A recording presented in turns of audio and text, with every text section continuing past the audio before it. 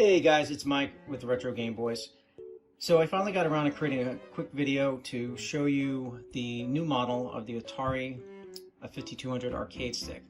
I guess you can call this revision 3. I had a few revisions. Basically, this is probably the first one that I designed. Actually, maybe the second one, because the first one didn't have the DB15 port. Had the start button on the side. I designed it originally like this because it was more compact, it was easy to ship. It would give the person an option to use a OEM Atari 5200 joystick.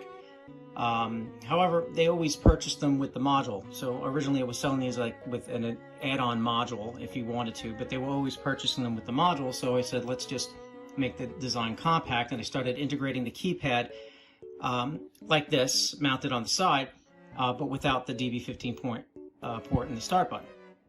However, there's a lot of parts to build these, and it's been taking a long time, and I haven't been able to keep up with the orders.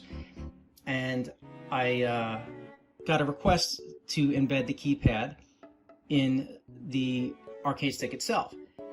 But I didn't think my 3D printer was big enough, basically, to do that. But at the time, got some free time, and I whipped up a design. It's basically a little bit larger case with the keypad in the middle.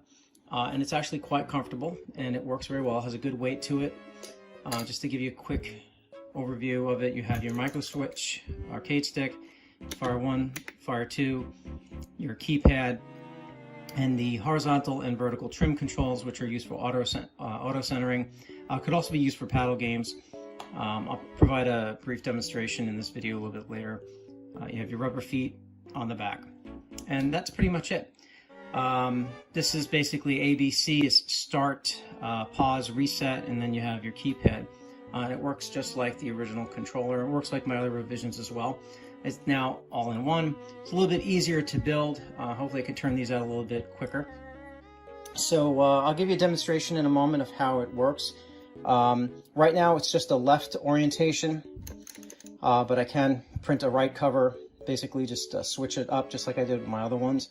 And I have had some requests from, some other types of aesthetics and, functionality capability, such as, is there a door on the bottom, for example, to change the gate from 8-way to 4-way?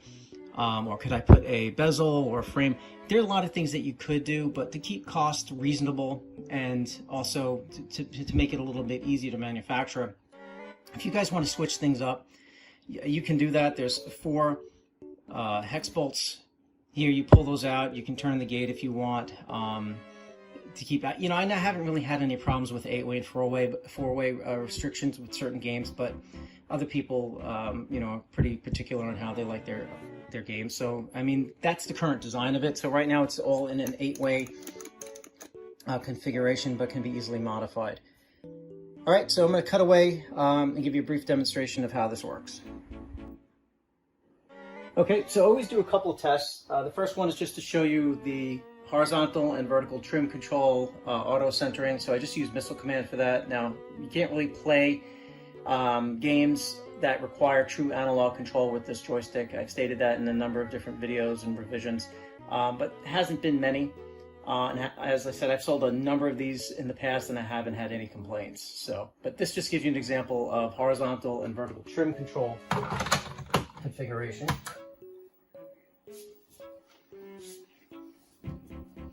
Okay, so I'm just going to hit A to start, and then basically I move the stick left, right, up, down, and then you can see the cursor, and I just move the first knob a little to the left, and the other knob a little bit to the right and left, just to basically center it on the TV screen, and that's basically your center position. So you might have to do that depending on certain games. If you have some wandering of a character moving left or right, that's basically just a trim or auto center. Okay, and then usually what I do here, just put a 2-button game in. So this is Hero. So basically, you could choose your different level. There's A. Let's go if I want to do level 3 or level 4, level 5. Here we'll just do level 1, start. Obviously, you wouldn't hold it like this. It's actually not uncomfortable. I'm just doing this for the video, just to show you the directional.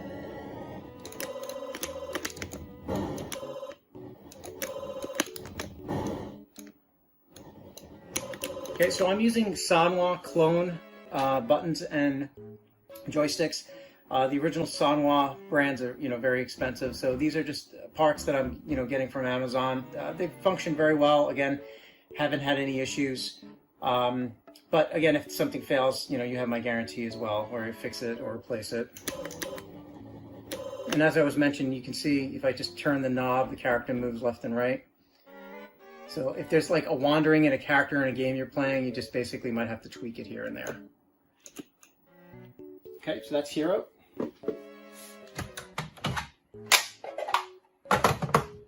Okay, then I just put in Montezuma's Revenge, another one of my favorites.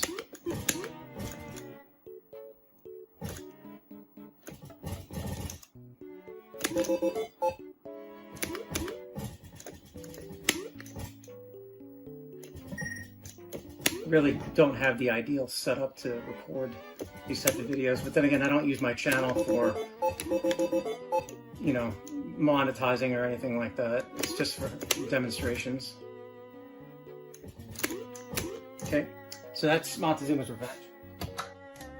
Okay, then I put an Atari Next card in, which I would definitely recommend getting this SD card. And this has got a Diagnostic ROM on it. So, quick example, if you ever hear a noise like that, that's just the vertical or the horizontal position of the cursor moving. So you just make a little tweak like that to adjust it. So here I'm going to 32K ROMs, Diagnostic, and then here press star followed by start, so star followed by start, and then 1 through 0. That's 1, that's 2, that's 3, that's 4, 5, 6, 7, 8, 9, 0. Asterisk is help A, pound is help B, B is help D, C is help E, A is start, doesn't have a listing, and D does nothing. Okay, so that's just a test of the keypad. Okay, I'm just going to reset the Atari Max, show you a couple of other games. So you can see when you start over, sometimes you might have to do a quick little tweak of the trim control. I'm going to go to Choplifter, start. Now watch what happens when I move up. So right now it's in perfect synchronization, perfect calibration. So if you have for example, start the game and you see the guys floating up like that, or you see it leaning forward like that, and once again, you just make adjustments to the trim controls.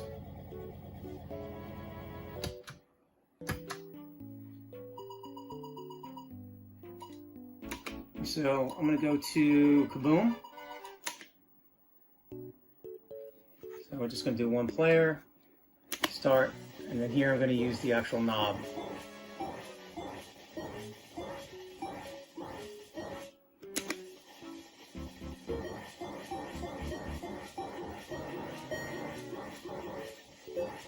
Again, it's not ideal. I'm trying to record this while trying to record the TV and hold the controller up. Okay, but that gives you an idea of how that works. Okay, and final one I want to show you is Robotron, just to show you the directionals. So in this case, I'm going to change the level to 0 by hitting asterisk and then start.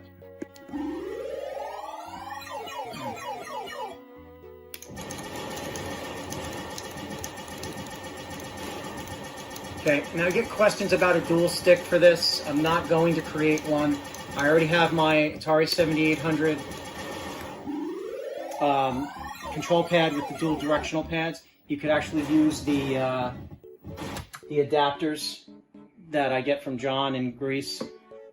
People have done that very successfully to play this. But again, Atari 7800 version of Robotron is just so much better anyway. If you don't have a 7800, you still could use my controller with those adapters, which I also sell on my site. I think that's it. If you have any questions, let me know. Post them in the comments or reach out to me on my site. I'm always happy to help and be of service. RetroGameBoyz.com.